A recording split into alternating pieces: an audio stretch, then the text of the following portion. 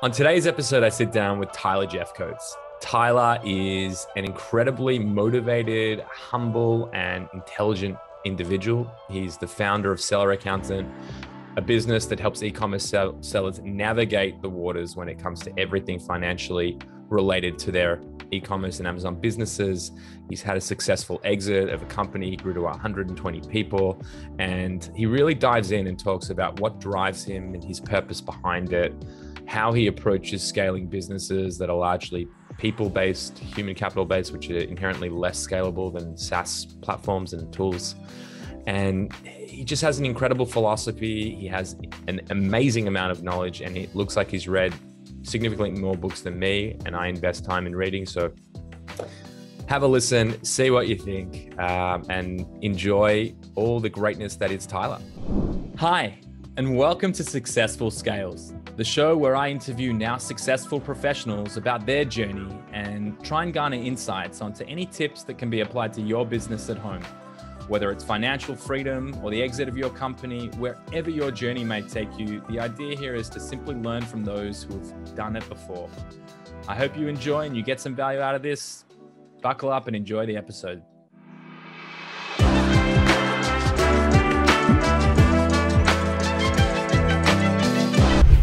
Tyler, thank you so much for jumping on an episode of Successful Scales. You got it, Yanni. Thanks for having me. Mate, we've had some great conversations over the last few weeks, and honestly, every time we get a chance to chat, I just realize how impressive you are and all that you're looking to build, and the way you sort of unpack the world and kind of everything that lives inside of your world. So I'd love first just to give people listening in a little bit of insight into who you are before we go into your true unique brilliance. So tell me a bit about yourself, mate. Well, again, thanks for having me, Yanni. And I would echo that sentiment. I think it is a breath of fresh air to just get to connect with smart entrepreneurs. I think the people that genuinely want to make an impact on the world and on the people that they serve. And so respect you, brother, for sure. So for me, Tyler Jefcoat, I'm here in kind of the southeast of America in Georgia.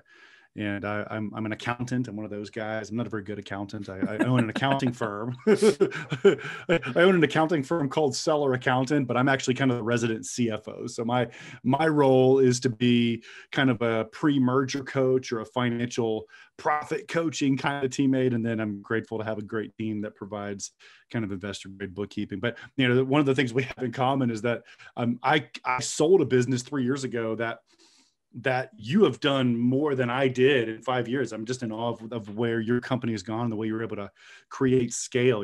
How do you generate value for your customers by generating value for your teammates so that you can grow a service-based business? And so, I sold a healthcare business with a little over 100 employees and before getting into this space. And so I have a great deal of respect for what you're doing, my man. I just love it. Love what you guys are up to.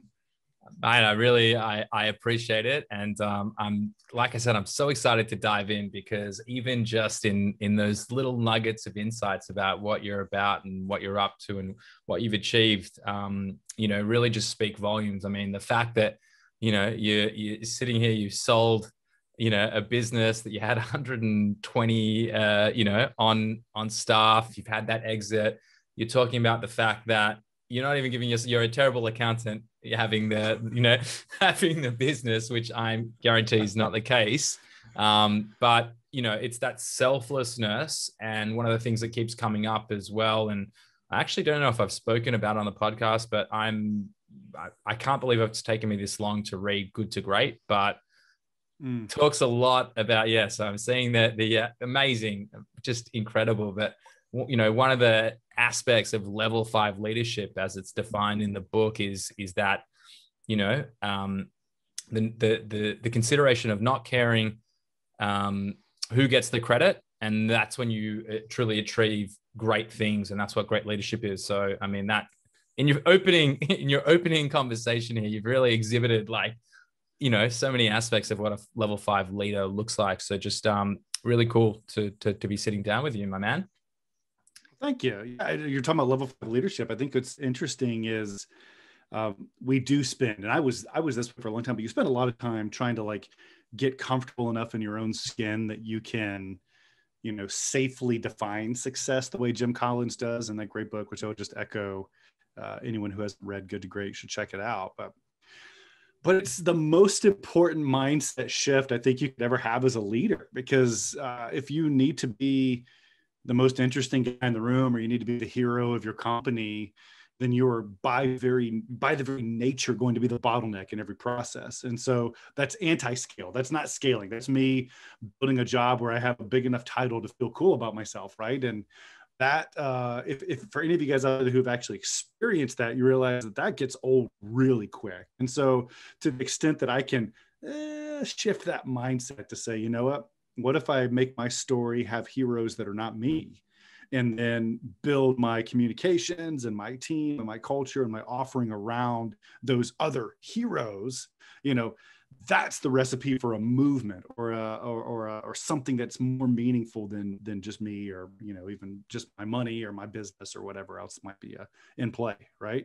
Spot on. Wow. You are speaking my language to a level that I'm probably not even fluent in yet. So really, really, really resonates with me. Just that approach. You talked about scaling a business over the course of 5 years to 120. And, before we jumped on this call, we're talking about the fact that, these are service-based businesses, and we didn't touch on this, but inherently anything that's people driven is not the most scalable. This isn't a SaaS solution, and there's a lot of challenges.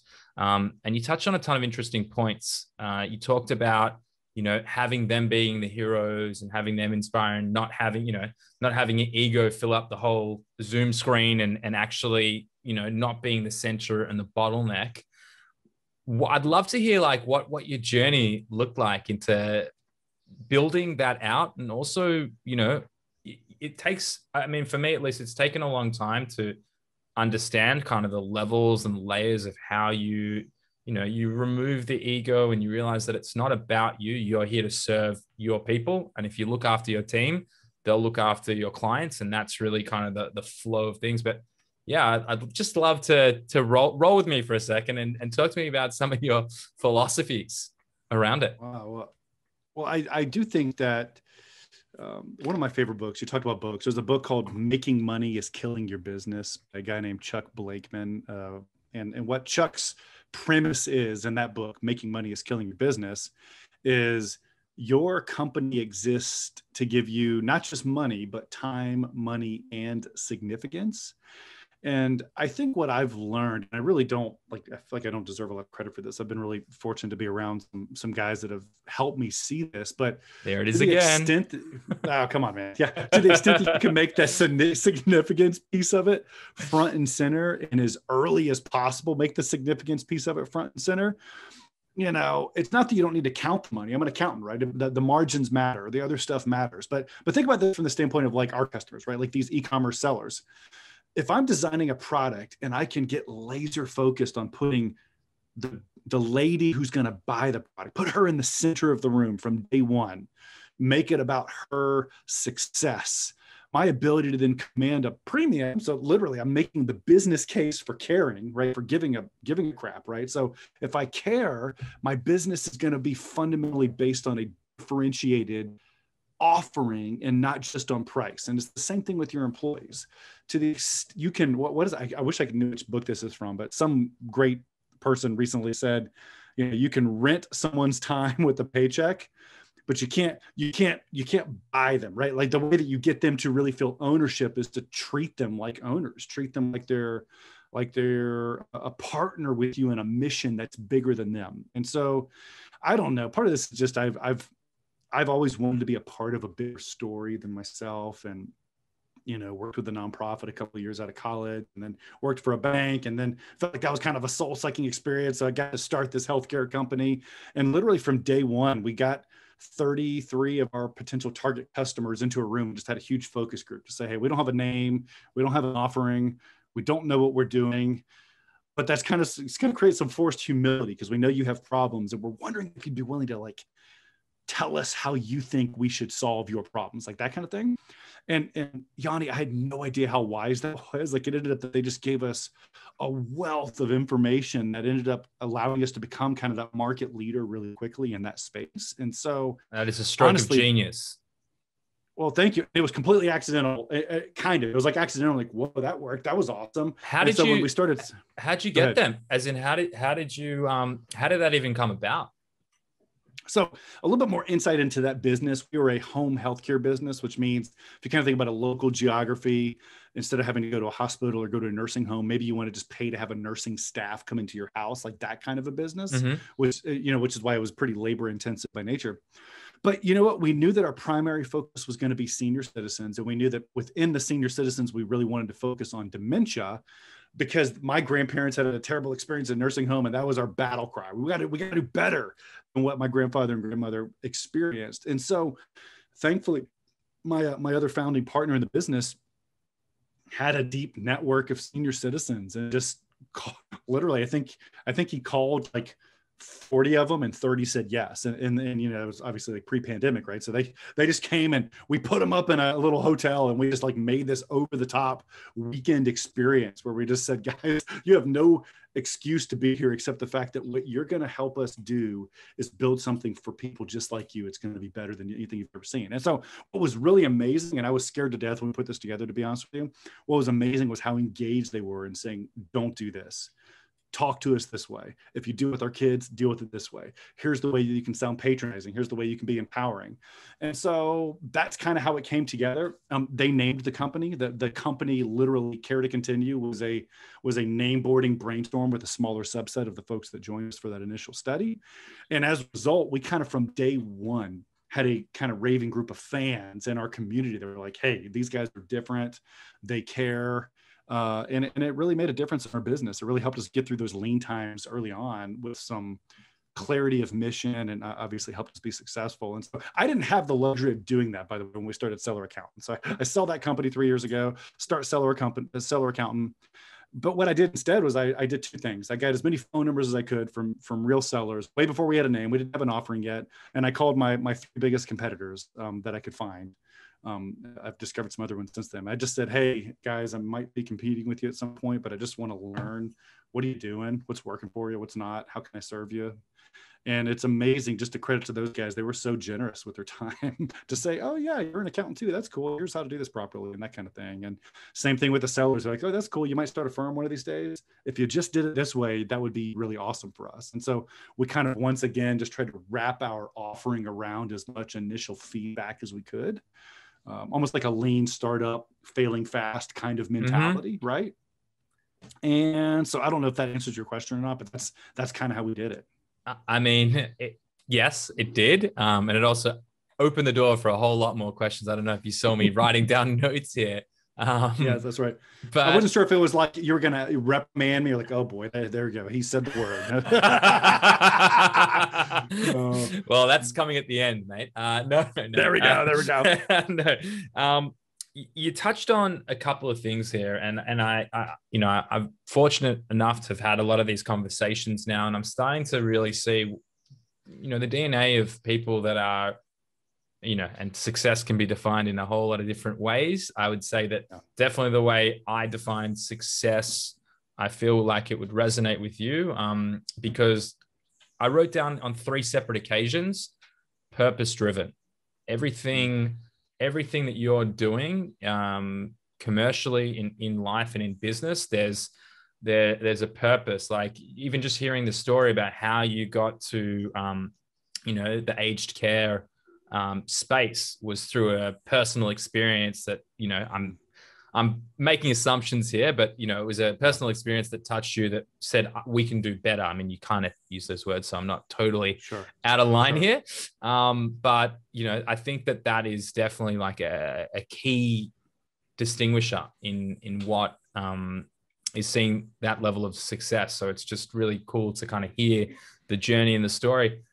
I do find it hilarious, though, that you called up your now competitors and were that honest. It's amazing. I I didn't go down that level of integrity and honesty. And maybe if I had my time again, I don't know if I don't know if I would have. But before I started Multiply Me, I actually walked away from an Amazon business, and the same day started doing research, and I went down like maybe 50 sales funnels for offshore staffing businesses, and just none of them hit the mark. They weren't doing what I thought they should be. And that was how Multiply Me started. But how did you approach that conversation? I mean, and to be clear, with the home care business, I didn't do it that way. Like, we called every competitor we could find, and we had a script. And sometimes it was my wife calling about her grandfather, sometimes it was me. And we just wanted to learn as much about what we felt like was strong, and how it felt to be the person on the other end of the phone. And so with this one, I didn't feel like I had a customer story that was close enough that I could actually call a competitor and be like, "Hi, I'm Tyler Jefcoat with my Amazon company that I just started, and I need some help." I just called him and just said, "Hey, I'm new to the space." I at that point, I didn't even have a name. I was like, "I don't know what we're going to do, but I'm really interested in learning about what you do, because you're." And so I just think this is kind of the Larry King thing, right? Like, I think people are fascinated generally to talk about what they are really passionate about. And so I think just asking the questions and genuinely caring, it's like, wow, why do you do it that way? That's so interesting. That makes so much sense. I think and just a credit to the guys that call it, I think they were secure enough to realize, this is a big space. We got a 10-year head start. This dude in Georgia is probably not going anywhere. We're going to be just fine. And ultimately, I think I even bought one of their do-it-yourself courses. I gave them some money, so it was great. But the way I approached the conversation again was just kind of with curious humility, is to say, "Hey, what's the thing?" Because I want to understand what drives them, right? And so you went back to this a minute ago, Jan. You were talking about like this purpose-driven. I think what's been interesting, I don't even know that I view myself as a true entrepreneur. Like, there are people that go out and invent stuff. For me, I think what I've been really fortunate and successful in doing so far in my life is taking a clear purpose and wrapping a really unsexy business around it, right? Like, people have been doing accounting for years. There's nothing new about that. But understanding the mission of helping these CEOs, these kind of $500,000 to $20 million e-commerce based CEOs, have the financial acumen to deal with and survive in a world with these gargantuan companies. That's a battle cry that let me say, okay, I'm not good at customer service. I don't have a staffing chops overseas like you do, Yanni. What can I do? Oh, yeah, I'm an accountant. That's right. I'm a CFO by MBA. And so I think maybe just for anybody else out there, even if you're designing products, I think if you can understand how you want to impact people around you, and then just really get practical to say, I wonder if there's a way to make money doing this thing that I'm kind of interested in. And more often than not, some kind of gap in the market will appear where you can kind of take advantage of it and build a business. Absolutely. And I think that, where you see most businesses having some of the biggest success is around those very unsexy products. It's doing the things, that no one really wants to do, or it's too hard, or, like we've got a consulting practice that's centered around process improvement, and everyone's always blown away when they see the work that we deliver, but no one's investing the hundreds of hours to build out process maps and standard operating procedures and educating them on how to, that's, we openly will teach people our methodology. We'll sit on webinars. We'll give you all the tools to do it yourself. And then when it comes to the delivery, it's not that sexy when you're actually doing it, especially if you're not a professional. So I think that, I think that's absolutely, I would definitely call you a true entrepreneur, even if you don't. And yeah, it also sounds like, again, one of the things that tends to come up is planning. It looks to me like you are a man with a plan, and it's about really kind of executing it through. This is Seller Accountants. What number business is this for you? Number 2. So this is the second true startup that I've been a part of, and this one's been so much more fun because I think I probably made as many of the mistakes as I could possibly make the first time. Yeah. And so this one has been, it's just as lonely when you start the business. The cash flow was just as hard. All of the things that were hard were still hard, but having the experience of kind of doing it before, and transparently, accounting is just a little bit of a better business than home healthcare. Most importantly, because I'm an accountant. I didn't have to hire people from day one. whereas I'm not a registered nurse. So I was never going to be qualified to give someone a shot, that kind of thing, and didn't want to be. And so the capital needed to start this business was pretty simple. And it was something I was really fascinated with. And so it's, this is number 2. How about you, man? I'm just curious. So you had your Amazon business. Is this a second venture for you also? Yeah, so I've had a bunch of ventures. A lot of them are a lot less successful than the ones that I'm sitting in today. But yeah, I would say outside of the Amazon business, I didn't start it, but I took it from 2 to 5 million in about a 12-month stretch, and that was acquired by Thrasio. Story for that whole debacle is a story for another time.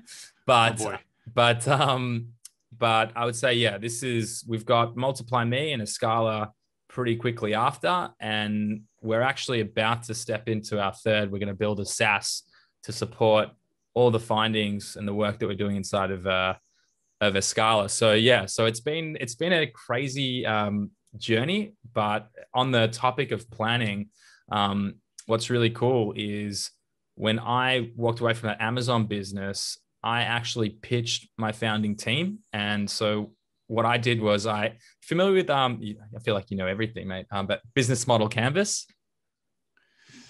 No, is that just like the, no, tell me what it is. Yes, I know something that you don't. No.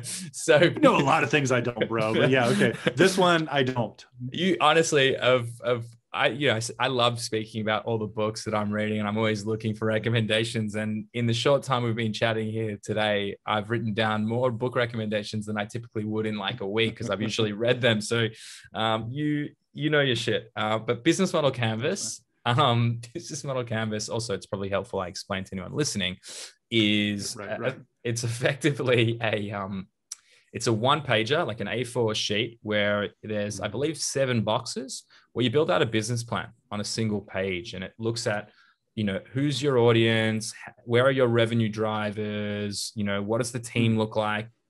And so I put a business model canvas together in October of 2019.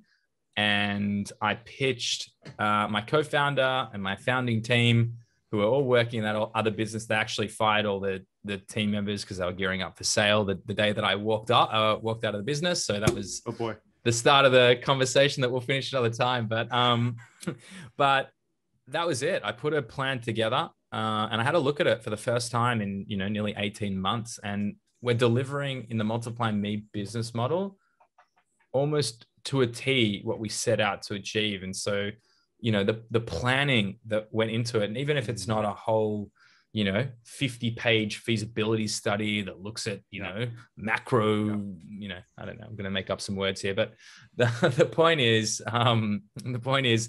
planning. It sounds like you also sort of go down that pathway too. Any insights? Totally. Yeah. Any insights on how you approach it?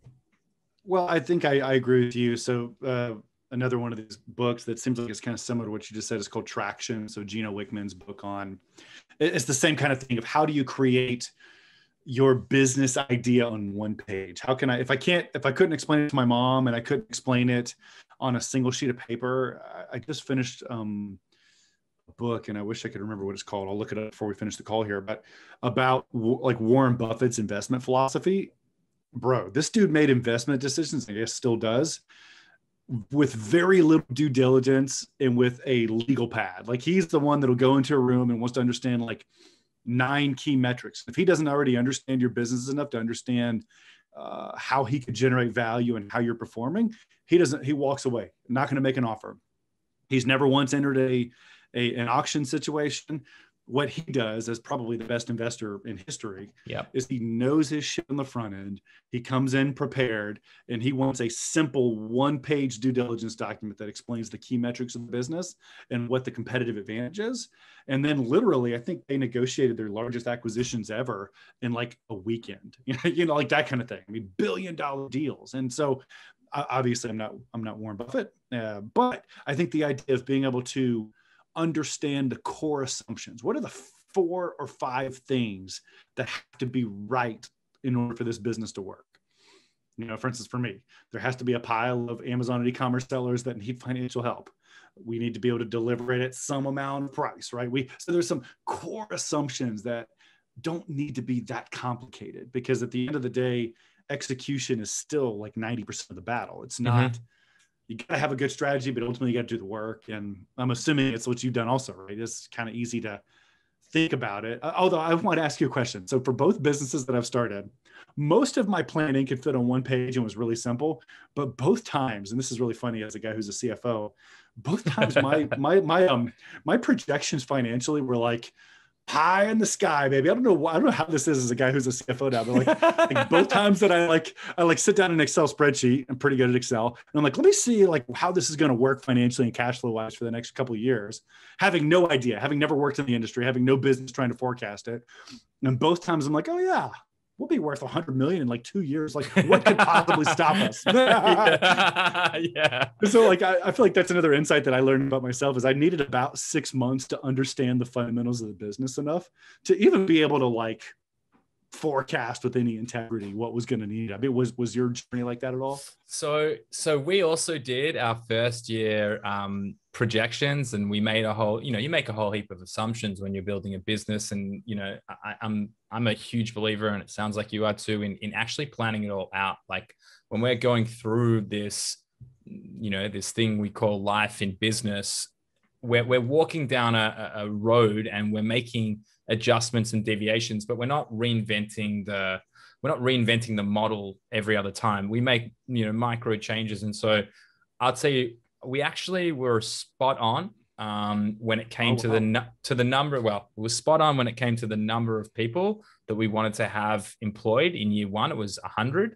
And we hit that number, but we were probably about 30% under on what we expected first year earnings. It was during the pandemic, and there was a 2.5 month period when no one did anything. But it's not even that. It was probably under calculated the level of infrastructure from a human capital perspective that we needed to run the business efficiently. So for us to get to that, for us to get to profitability or making any real dent, and hopefully paying myself a nice wage at some point in the not too distant future, we needed to have volume, and we built the business that way. So we were right in some ways, we were wrong in others. I think that we didn't. It's happened now. It happened more so in Multiply Me, a Scala consulting practice. And we have a whole team of consultants driving it. So it's definitely a competitive advantage when everyone is X, Y, and Accenture. They've seen a lot of things and they've done a lot of things. So it helps. But it's never going to go 100% to plan. But I think that not enough people actually invest the time to even put pen to paper and work out their financials and understand, well, what's it going to take? Because that's where you start to get bottlenecks. And we're both in, it's actually very cool to be sitting down with someone who's very much in the service-based industry here. So, you, like me, really understand the challenges of what it is to scale human capital. And I've got tons of philosophies on this, and I'm sure we can probably dive in here, but, you've been through a similar journey to me, and you've gone through that. And, I wrote down even before we started chatting, or not when we started chatting, before we pushed record, was the capacity constraints. Are you guys planning out sort of who you need and when you need them? Are you looking like how far into the future? How do you sort of help support the, let's call it the deal flow, just as a general term, like the businesses that are going to require your services versus the staff delivering on it? What's your approach? So I would say that our approach has matured quite a bit in the last year, partly just because I'm ultimately just not a great integrator. So we're thinking about that traction methodology. I'm more of a visionary. I'm more of a sales guy. I want to think over the next 2 hills and try to figure out where the business is going. Kind of like almost like which house does the ladder need to be against? That's really where I'm strongest. And so having said that, I love forecasting. It's just one of the things I really love trying to wrap my arms around. And so, yeah, we do. I mean, it's easier. You get a little bit of data, you reverse engineer. Here's what the current, think about it, something really simple. Here's our current cost of goods sold, right? This actually applies to our sellers also. Like, at my current level of revenue, I got $100,000 a month right now in revenue, and it's requiring $35,000 in inventory purchases. Well, if my goal is to do $200,000 in revenue in a couple of months, I'm probably going to need double or $70,000 in inventory. And so I think that same kind of logic applies to it's amazing how similar we can even be to our customers, because that logic of saying I need to plan ahead so that I have the, for our sellers, they need to have the capital to purchase that inventory several months in advance. For you and me, we got to be way in front of this where we can hire, screen, train, empower, indoctrinate, whatever all the things are that go in getting our team ready to go, right? And it's all about, like you said, getting enough data to be able to say, okay, here. In fact, I would say this is like one of my most important jobs as a CFO, is to say, hey, customer, what's your goal for revenue for 2021? Okay, great. What's your goal for profit? Okay, and then we just reverse engineer and say, okay, well, great. Well, if you want this amount of profit, actually your revenue needs to be a little higher. It needs to be here. And if that's going to happen, that means you're going to have to raise $250,000 in capital because you got to launch 5 new products or whatever it is. Mm-hmm. So to try to take a goal and to apply some simple logic to reverse engineer it to, oh yeah, that makes sense. And then you're using it to stress test your goals. So you say, here's my goal.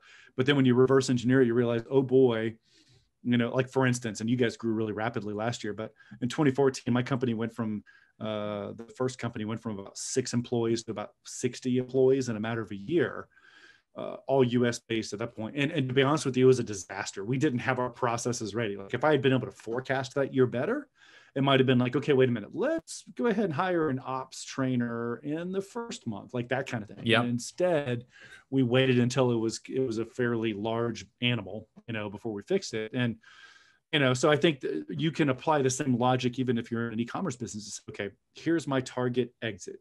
Here's the multiple the market's paying. Here's the tax load. Here's my broker fee. Okay, I'm going to need to have this kind of profitability. I need to have this.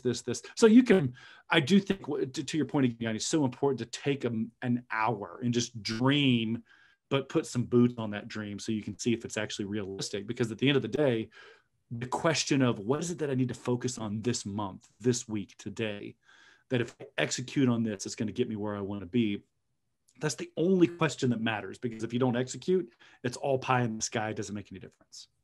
Yeah, I couldn't agree more with verbatim every word that you just put out there. And that's definitely how I sort of look at the world. Got to say though, Gino, when you're listening to this, my friend, we're giving you lots of, he's probably not going to listen to this, but my goal is really to get him on here at some point. Love it. Our good friends at, our good friend Joe Valley said that he'll make the intro for me. So Joe, if you're hearing this, mate, make that intro. I want to get Gino on here and hear from the great man himself. I actually just want to unpack some of the things you were talking about, because I think that they're super helpful for people to understand. So also, no surprise, I also love Traction by Gino Wickman, EOS, the entrepreneurial operating system. And you, my friend, like me, would likely be the same, where the visionary of the business. So the way he sort of looks at the way the world breaks down, it's into 3 different personality types or key functions in the business. So you have the visionary, who's more pie in the sky, dreaming up what the future looks like. You'll have, I probably have 20 good ideas. I have 20 ideas a day. Maybe half of one of them is a good idea. And so, and so then that's where we need our integrators, which are typically, that ops person, the person who can actually say, shut up. Those are 19 and a half terrible ideas, but that half of an idea, let's build on that and let's bring it to market and let's implement. So those integrators actually bring it to market. And then you have the implementers, who are actually all the people who are carrying out each of those things. So amazing book. And I think it's a really important distinction as well, is understanding where your strengths are and where your strengths are not. And, I am not the best executor. I'm not terrible, but I'm far from the best. That wouldn't be in my top skill set of delivery. And so it's building the teams around you to enable what is that vehicle of the business to help support everyone that is involved in it. So whether it's your clients or your customers or your team members, that's really That's really how you can actually start to look at scaling your business, is that, we're all just one person. And there's only so far that you can take things without building that team around you and having that foresight and that planning. So yeah, couldn't agree with you more, mate. And just love traction. Yeah, it's good stuff. And just one caveat I'll add to that from our practice here is it's amazing how it happens at about $1 million in revenue. So let me just say this: if you're starting your business from scratch, you've got just a couple of products, you're not going to have the budget for an integrator right now. You're going to be a fairly lean shop, and you're going to have to wear some hats that are uncomfortable for you.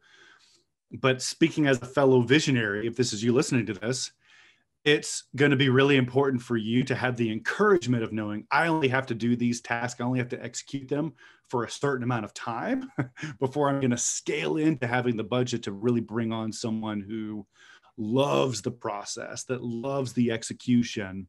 And what we have seen with Amazon sellers in particular is something magical happens at about $1 million in revenue, where the wheels start falling off the bus a little bit. The CEO's ability to juggle every facet of their business. And I would literally, this is empirical data. We did a study of a little over 150 million in e-commerce sales. And the sellers that were 1 to 3 million were the least profitable subset.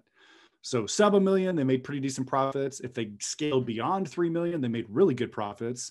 But that $1 to $3 million awkward adolescence, I've got to buy infrastructure, I've got to build a team, I've got to build a culture, I've got to do all the little things. It created challenges. So yeah, man. So anyway, that's when they need to call you, right? It kills me that we're getting to this when we've probably got 5 or so minutes left into it, because that is so meaty and that is such interesting insights. And, as someone who went through it, right, I can only validate for a single experience speaking to you, knowing that you've seen this time and time again, and you can actually quantify the data around it is just incredible to hear. And I'd love to dig in. I reckon I'm going to get you on another episode at some point in the future, and we could just talk purely about that. But super fascinating, because what really happens there is that, you're a solopreneur or you're the CEO, and you can handle what that operation looks like. But yeah, as soon as it gets to that level, I know for a fact with the business I was a part of, they were the most profitable when they were doing, $2 million. They tried to scale way too quickly and then had to pare it back, and they didn't build a culture and they didn't build key players. They thought that they were the business, and that is just it's a foolish mistake to make, because this is also why having an exit and selling your business for a lot of people is a great decision, because it's a very different beast, and it's a very tough thing to get through that adolescence that, I think you said, was it 3 to 5 million or 2 to 5 million? Well, it depends on the product. So there's no hard, fast rule. There are some products that you're going to be able to, I've got a guy that's a solopreneur, Hawaiian t-shirts, flip-flops, zero stress, doing 2.5 million a year. No big deal. I have another client that's at 1.5 million, that his hair's on fire.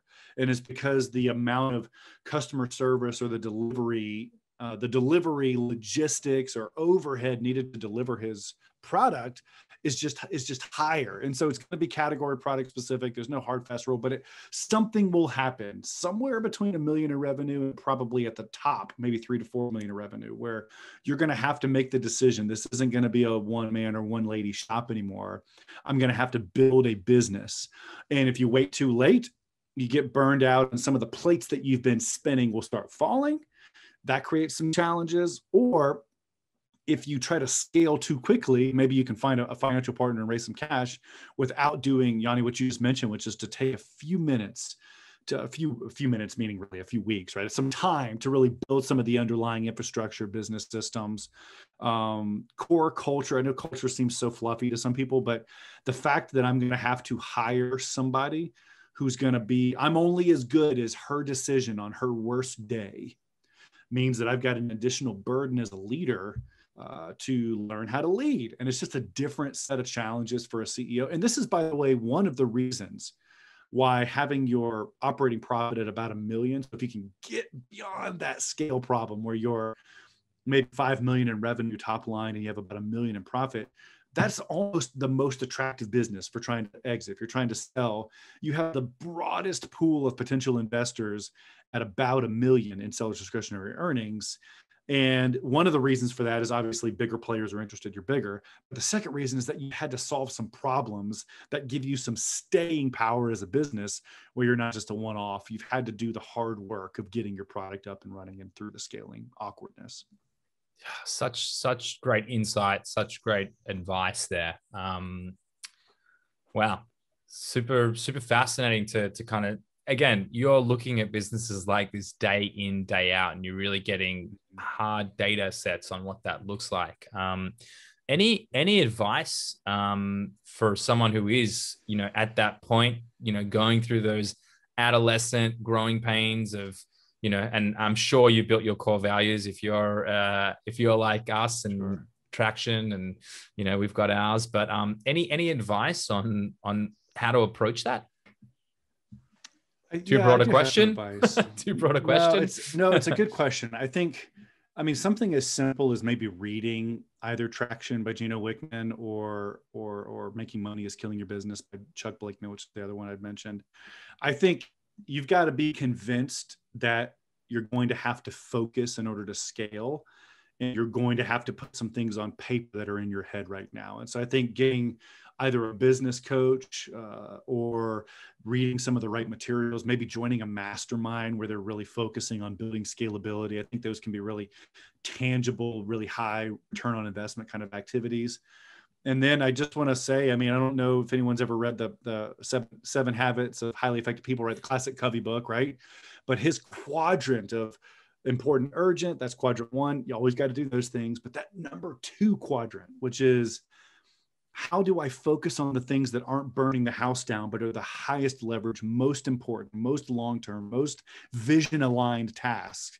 And so if you did nothing else, but blocked off 30 minutes on your calendar once a week and said, what is the most critical, not critical in terms of time sensitive, but critical in terms of important to help me reach my goal, thing that I can execute on this week that's on my business, not in it.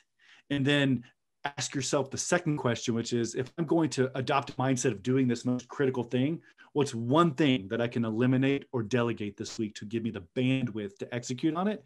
If you just did one of those per week, you would find that you would start getting up the kind of scaling curve. And it's hard. It sucks. I mean, the first time you hire somebody who doesn't work out, the first time you adopt a big technology plan and it falls flat, or the first time you run out of money, you have to emergency try to bring some cash in. It's a really lonely, scary place to be. And just give yourself grace. Like, you're not going to get it all right, but you got to focus your time on building that business that is scalable, that isn't based on your personality. You can't make every decision. You can't stroke every check. You're going to have people to do it for you. And if you're unwilling to do that, you need to stop growing. Just be small. It is completely acceptable to have a $1.1 million business that makes you $250,000 a year in profit and just ride off into the sunset. But don't try to scale unless you're ready to actually try to build a business. What would you add to that? I'm just curious because you've done this a lot also. Yeah, I'm picking up everything you're putting down. 7 Habits was the most pivotal book in my life. I think it was like the gateway to everything that I subsequently went on to read. So again, I'm seeing why we're super aligned there. I agree as well that scale isn't for everyone. And so understanding, I'll say, like, the one thing that I would add to that is, while we're throwing books around, it's like a dick swinging competition of books. Not really, but the one that's very relevant here is Multipliers by Liz Wiseman. And she talks, it's a study, incredible study about, they look at multipliers, people that get the most out of their teams, how the smartest people make those around them better, and the best leaders make those around them smarter, rather. And then one of the things that I've realized, and when you talk about building a business and we talk about actually scaling, one of my biggest diminishing qualities, and this podcast has been a great experience to shut up and listen actively and actually let people talk, is I tend to squeeze a lot of the air out of the room. And it's just, it's not because I like to be heard. I just, I'm excited. I'm very passionate about everything I do. And so what I do is I actually exit myself out of a lot of meetings where, yeah, I'd love to be there, but you know what? I don't need to be. And so what I've seen is, I just had my chief innovation officer take me through one of the studies they did of internally with each of the businesses on the things that are working, the things that aren't, how we can improve. And they got to better solutions than I could have if I would have been in there, and I probably would have ruined it. So I'd say, if you want to scale a business, you got to build something bigger than yourself. You've got to take your ego out of it. And you've actually got to it's about how do you actually empower your team to achieve more? Don't give a shit where the credit goes and focus on them and how do you empower them. But everything you put down there is spot on. And I can see why from the first time we had a chat, we just clicked. Totally. So, mate, before I let you go, and we could honestly go for another 2 hours here. I don't know if people would want to listen to me for that long, but definitely I feel like you've got a lot of value to add here. So it'd be great to have you back. If someone did want to get in touch with you, what would be the best way for them to reach out if they're in the e-commerce space and they need help and they're in your sweet spot of that 1 to 20 million, I believe it was, or $500,000 to 20 million? How do they get in touch? So the easiest way is just the website. So selleraccountant.com. We've got a pretty active blog where we're really trying to wrestle with driving profitability.